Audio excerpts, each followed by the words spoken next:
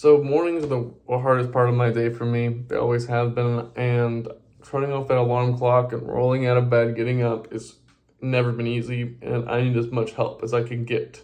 Okay, and granola has truly changed my mornings forever. It's healthier, tastier, and cheaper than anything you're gonna find at the HEB, at the grocery store.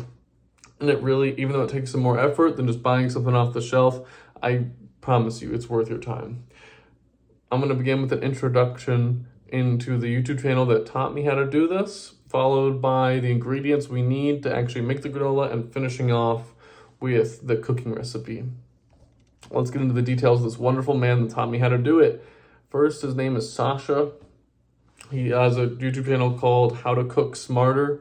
It's covered with YouTube videos, all sorts of different topics and options for healthy and cheap meals at home.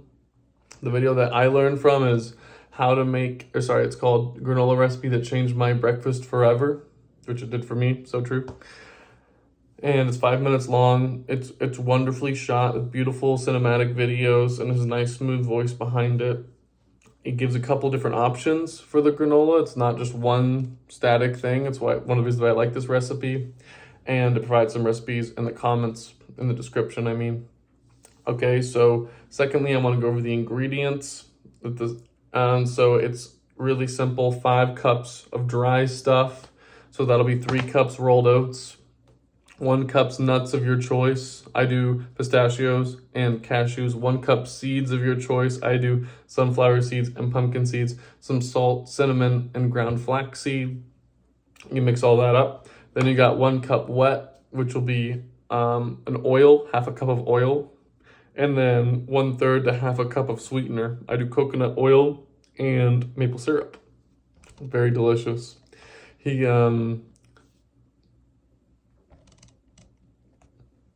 if you think it smells good now, just wait till it is baking and completely finished.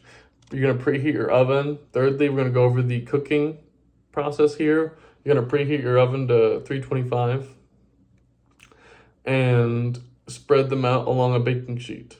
Okay, and so it's a little bit different from his recipe, but I would recommend baking for an hour instead of 30 minutes, and every 20 minutes mixing up the granola and changing how it's distributed on the baking sheet.